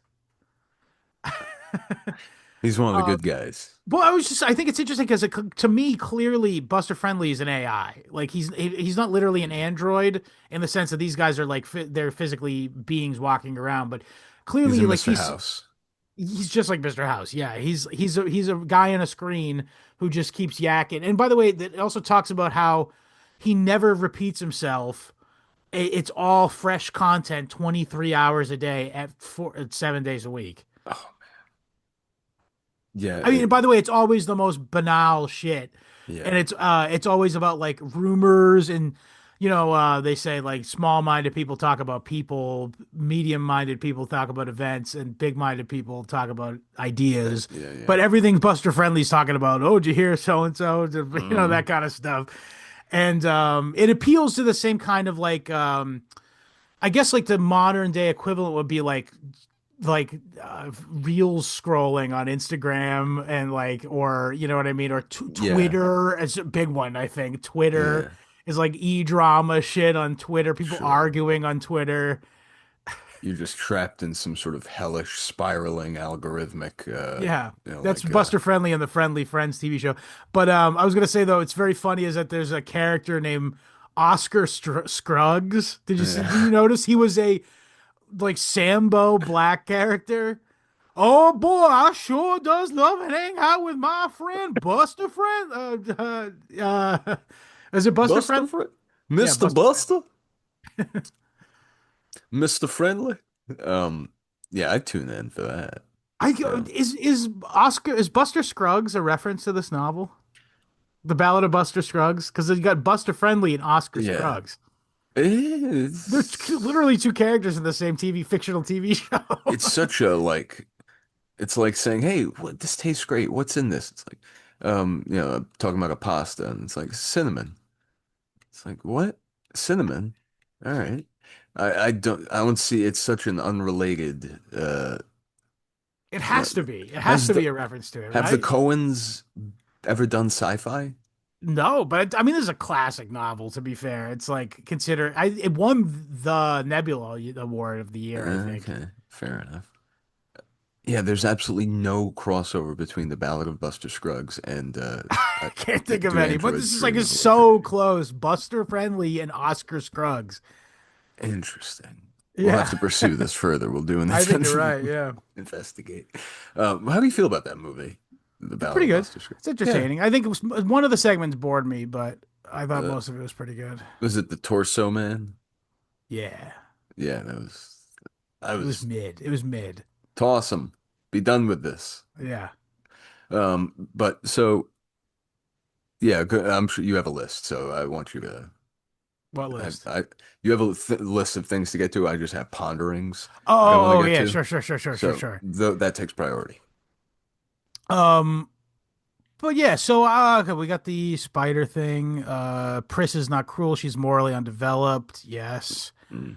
Um, If you measure empathy by just the follow through on merciful or generous tasks, then I guess right, that's but it. in a hyper materialistic world that is ruled by That is sales it. figures and it's all ultimately a way to express consumerism, you're gonna have to commodify. Oh, I forgot to mention too, is that what defines you as a human being is this void comp procedure. But really, at the end of the day, think about it. It's kind of like a government regulation Oh that's yeah. being enforced on like corporations. Because at the beginning, I didn't mention this. This is the one scene that's sort of similar to the movie. Is at the beginning of the book, Rick goes to the Rosen Association. By the way, I Oh love dude. that he made the fucking robot creation company explicitly Jewish. Well, then it's not a floristry or whatever you call it. I tell you that much. Um, yeah, the Rosens, which by the way, creepy as hell. The idea that Rachel Rosen, her body, Construct or body and mind are embedded in the top selling model of robot. yeah, but she's that model of that literal model is walking around elsewhere doing other shit.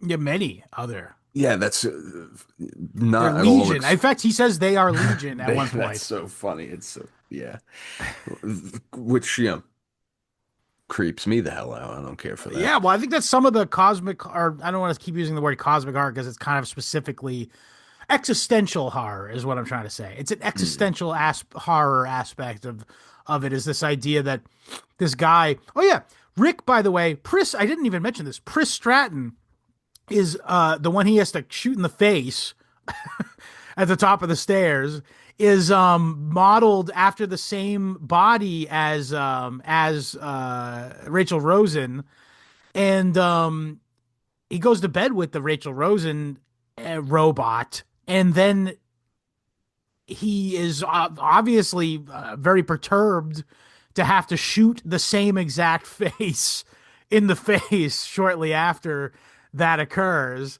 Again, but he still does it. He doesn't give a shit. Yeah, Um, there's enough you know whinging about it for us to know he's human, I guess. Um, well, he is human. He's just a yeah, scumbag. You know what I mean? yeah. Like, But PKD probably inserted that moment of doubt in there just for us to yeah, it yeah. keeps him from going too far into the You world could of being a scumbag. Yeah. Yeah, you could really just take this guy for being a android very easily. If you ascribe to the Like, idea he that their empathy, inexplicably is yeah, genuine. Well, that's okay. That was something I really wanted to get to is the idea that like again, it's so the empathy thing is like it's socially enforcing. It's again, you said it before. You said it's like they're trying to find citizens.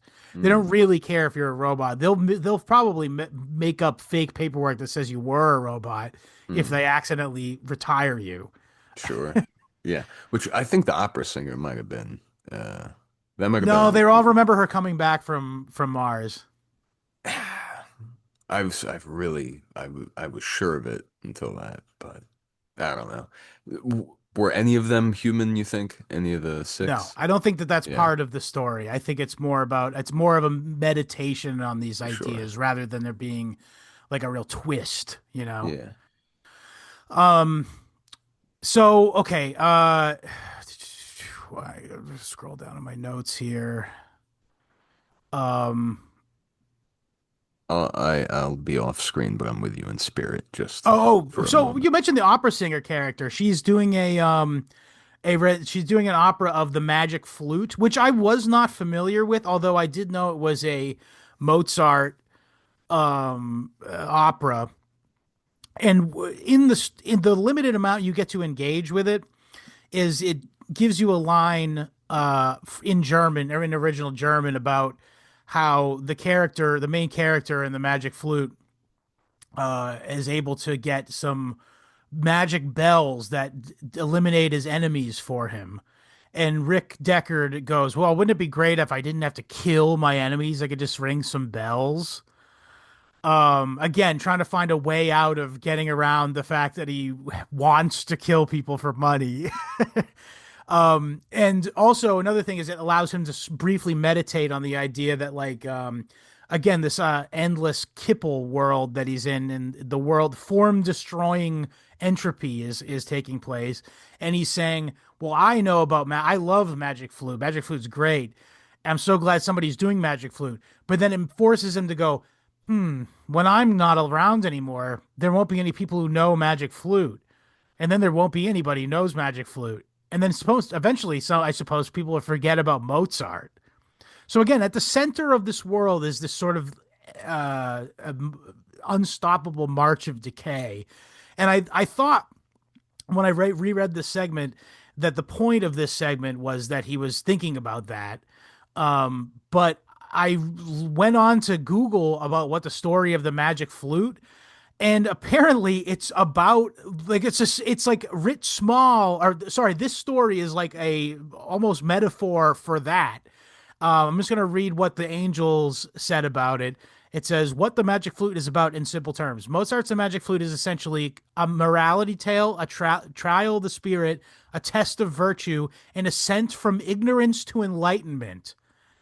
Its core themes are true humanity. True humanity is defined by virtue, not birth, and the distinction of good and evil is unstable, and appearance can deceive you, and that spiritual trials reveal one's inner nature.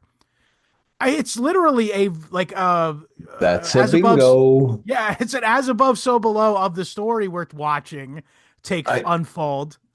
I think it's interesting that Deckard wishes that he could do his job just by ringing bells, which you could also take as pressing buttons or typing on a Yeah, keyboard, well, yeah, because where he they chime literally, sometimes. yeah, he literally said, maybe I'll just become an insurance adjuster. He wants an office job. He doesn't care about killing I one think way that was a or another. joke. To be fair, I think he was making. I think the PKD was making a joke about how dreadful this guy is a bounty hunter, and he goes, oh, "I guess I could always become a fucking insurance adjuster." Like that Y- was a pretty funny joke. Yeah, but he is trying to get out the game, supposedly. He's Um, not though. He isn't. You yeah. know he's not. Fair enough. Yeah, no. He's he's God now. Now I guess. At least out in the desert somewhere. Um, yeah. So, He's okay. Enough about the magic covered in flute. nuclear dust spinning around in the desert. People drive by. Oh yeah. So okay, Buster is an answer. So we got to talk a little bit more about Buster Friendly. And so Buster Friendly throughout the story is like sort of dripping. It's like the sort of in the background plot of throughout the book. He's going, oh, I have this big expose coming up, and it's gonna happen, and you know that it's gonna come at the climax of the book. By the way, again, another pretty delicious literary device employed by the PKD here. Um, but so I wanted to talk about the fact that Roy Batty, it talks about what he did when he was on Mars before he had killed somebody and escaped to come to Earth. They describe him as a quote pharmacist, which I took to mean as an underground drug dealer, obviously, is sort of like that was a euphemism they were using because they did say that maybe that's an assumed identity, but whatever, we'll never know. But it then goes on to say that he did an experiment in which he try to take psychedelic drugs. Here, let me just read what I have in my notes here. Uh, we're told that Roy Beatty, while a quote pharmacist on Mars, very likely a euphemism for underground drug chemist, was trying to engineer an android equivalent of Mercurian fusion. He says this explicitly. They wanted to achieve via pharmacology an android equivalent of Mercerism. And the fact that Roy even attempted this tells us something profound about androids, that they recognize their emotional deficit and want to transcend it. This breaks the stereotype that androids are content being cold machines, and Roy wanted the experience of shared interiority. And so what this means is that androids recognized the path to achieving equality and identity as a human being is to acquire this empathy, this thing that's central to the society. Now, again, whether or not it's actually central to humanity is for you to decide. But within this framework, this sort of dystopian political framework that they live in, it has become the marker of your franchisement. You know what I mean? As the opposite of disenfranchised. You're the fact that you're franchised as a fully agency having human being. A citizen, if you will. Yeah. You can vote. Sort of, yeah. I was gonna say similar to Starship Troopers, where You you can go serve in kill the bugs. military, you kill bugs, and you get to vote. But in this case, it's that you actually possess empathy is what is your key to that. So the fact that androids had the sort of wherewithal to even attempt to do that via psychedelic drug, or maybe it doesn't say psychedelic drugs, but use it do so pharmacologically, indicates that they certainly had the capacity or desire to ascend to true status of being more than just a homunculus. And you could even view it as sort of like a bridge to like even having a soul, if you will. Again, I don't think that your soul is defined through the Mercer lens, certainly not in the real world, but they clearly view this. Now, on the other hand, when they find out that Buster Friendly says to the world, "Hey, so he does this big expose where he goes, here, we zoomed way in on the backdrop of the Mercer VR experience, and you can see right here that there are brush strokes. Just trust me if you can't tell." So it just reminds me so much of like our atheism being like, oh, you can see by like, just the fucking like the lamest, like most nerdy, like fedora tipping way to be like, oh, you really believe in that religion shit. But further, the androids, they see this as like a fucking moral victory for them, and they say, look, empathy is a falsehood. It does not exist. Because the entire concept of empathy, despite the fact that we in the real world know that empathy is a thing because we experience on the daily, it helps that there's no non-human things that supposedly do not experience it. That helps.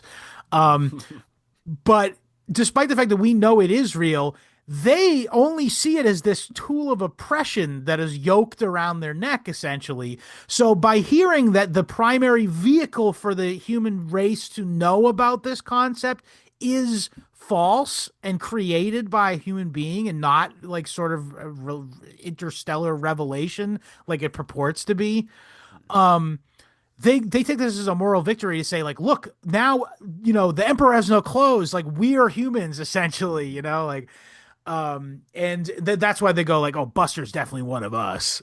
Because Buster is the one who exposes the fact that, but I took it as whether or not he's an AI, he's a media. It's media. Would want to have, like everyone's attention at all times. It always has to be and also there's something degenerate about media. It's always destroying values as well.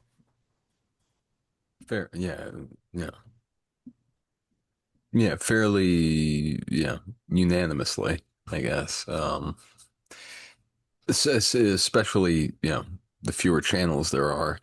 I think that guarantees that the only thing, if there's only one thing going out, it's going to be uh, to engineer society, to the purposes of the state or whatever you want to call the ersatz uh, structure. Societal structure, yeah. Yeah, but um, are we better off now with the million channels on the off chance that there might be one, like dignified or subversive or uplifting thing or I don't somewhere? know because there's like unlimited, and then there's unlimited like options online, and then then you actually looks inside. Oh, they're all shills for Peter Thiel shit. Like Oh, shit. they're Here all we talking go about how again. Alan Dulles was based, actually. I heard about that. And when I heard it, I forgot about that. Yes, Goy. This is why white people dying in useless wars and capital concentrating in the smaller and smaller groups of corporations that we own as stockholders is Seethe. actually a good thing. And Yeah, base yeah. because they own the commies. Scott, you're just mad. Seethe harder, human You're being. right. I just don't understand You're power. You're just a right. human being. You wouldn't I'm not understand. a human doing. You're Yeah, right. you're not a, oh shit, is that a thing they say? I just No, I meant don't know. I'm pretty sure that's from AA, actually. oh, of course. Yeah, but no. Another MK Ultra fucking remnant, cult remnant.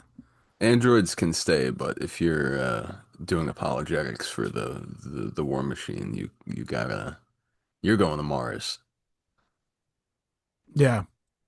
Well, Send so anyway, I just wanted to say this is I think this whole thing could be kind of understood as this whole aspect about how the androids Andes are trying to gain like a sort of pharmacological empathy mm, light experience. Makes me think of what he absolutely was aware of, which was what MK Ultra that was mm. going on subsequent to him living in the Bay Area in the 1960s. Yeah. Yeah, he was probably there for the fog that they dispersed over the Oh city. yeah, MK Yeah, Naomi, you're right. there Yeah. you go. Yeah, he was probably looking around, tapping people like, "You're seeing that too, right? This isn't another one of my hallucinations." Yeah. Which, I know. The famous one is somebody came to his door and said, "Hey, I know, in exactly 1 year, somebody's gonna come and knock on the door and say this or some shit." Like, yeah. isn't that the famous one or whatever? But it Oh, seems like I think he made that up. Source, I made it up.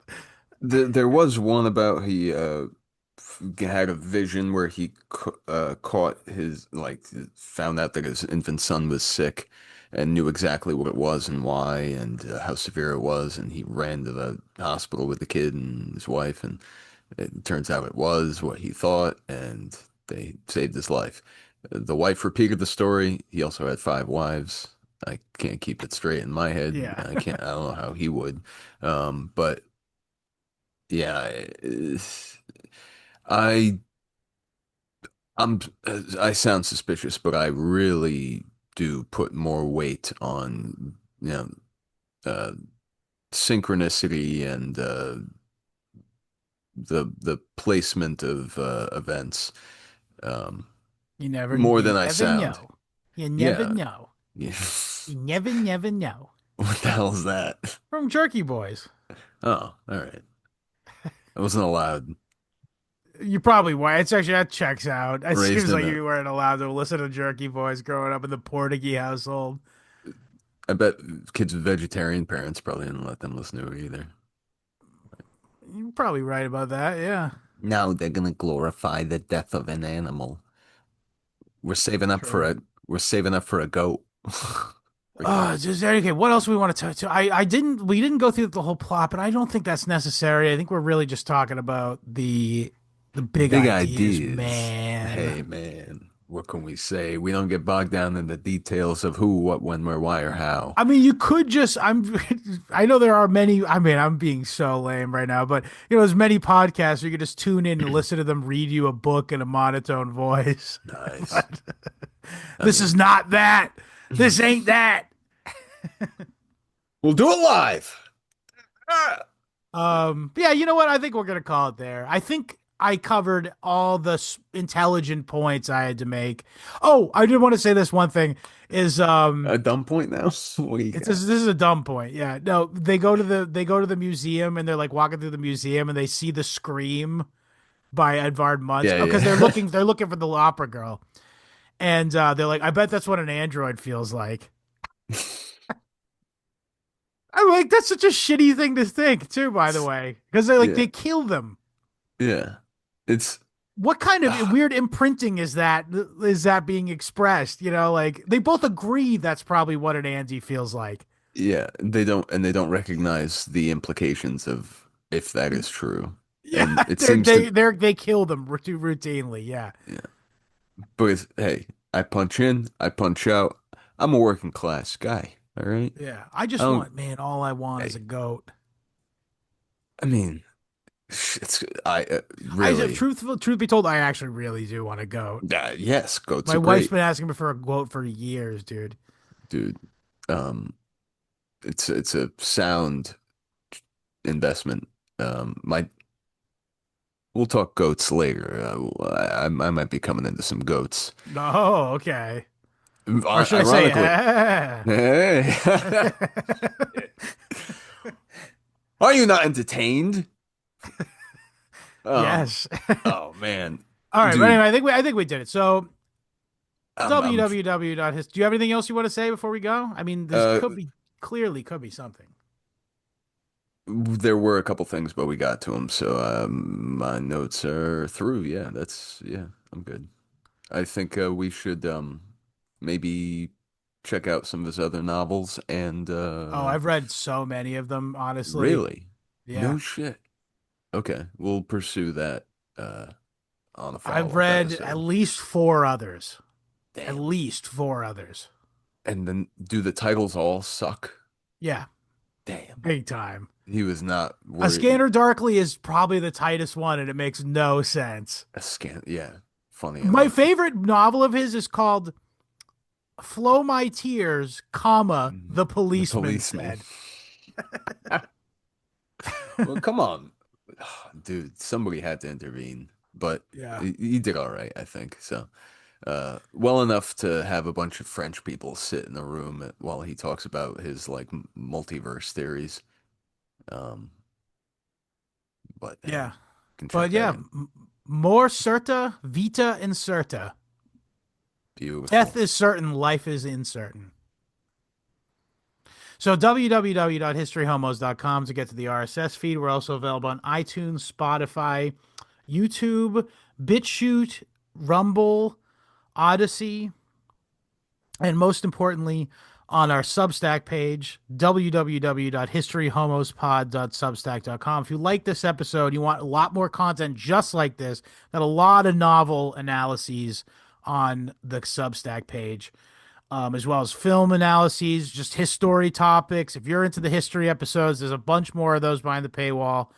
And as well, you can just watch and download off of their own personal RSS feed the regular episodes through via Substack as well. So if you want to go check that out, you want to support the show, that's the best way to do it. We appreciate you all immensely who do so. And we also would like to talk to you. We want to hear from you. So if you want to come talk to us, join us in our Telegram group at t.me/historyhomos is the channel. T.me/historyhomos chat is the chat. You can follow us across social media at History Homos Pod. That's in Twitter and Instagram. And if you have any questions, comments, or concerns, you can email me at historyhomos@gmail.com. And if you want to buy a t-shirt, the best place to do it is there as well. Send me your size and address, and we'll figure out all this fine print that way. Die with dignity. I'll say it again. More certa, vita incerta. Bite my shiny metal ass. Later, Andes.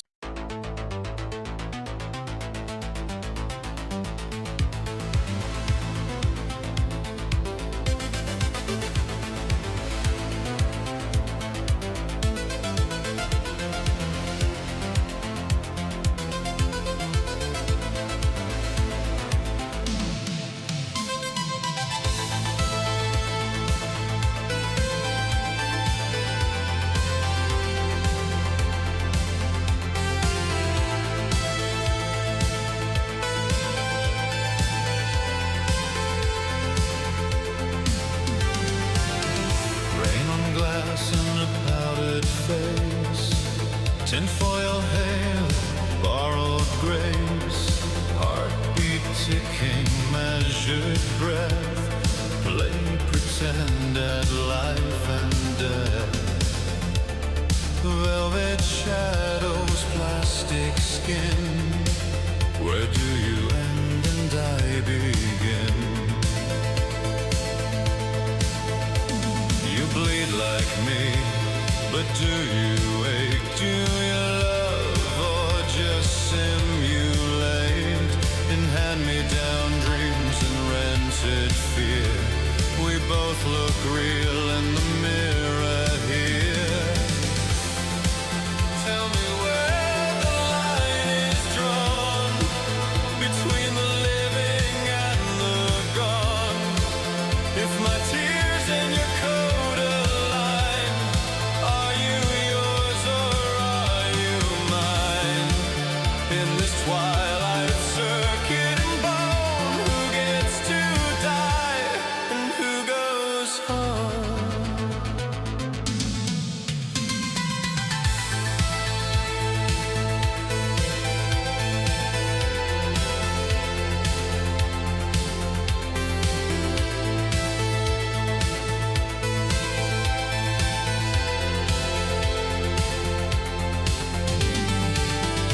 Mercy hums on a faulty wire, empathy on a crooked dial. Faith is thin as static prayer, hope in the hum of flickering air. We chase a ghost through vacant eyes, hunting truth in perfect lies. You say you feel the ache of dust, the weight of love, the pull of trust.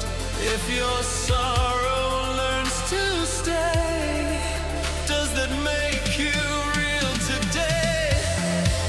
Tell me where the line is drawn between the living and the gone. If my tears and your coat align, are you yours or are you mine? In this twilight of circuit and bone, who gets to die and who goes home? I keep animals in my dreams, you keep heaven in your schemes. You were built to be so clean. I was born to be obscene. If we both can learn regrets, who's the copy? Who's the bet?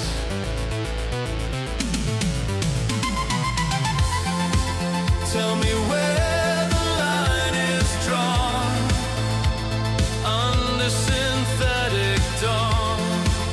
If your heart breaks just like mine, was it planned or divine?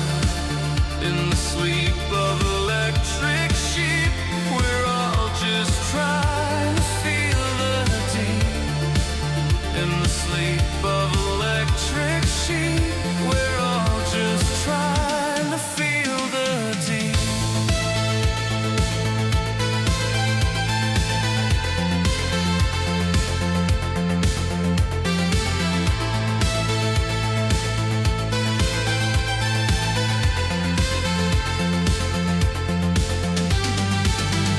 Rain fades off a quiet face, tinfoil halo, borrowed grace, two shadows where one should be, still asking what's real in you.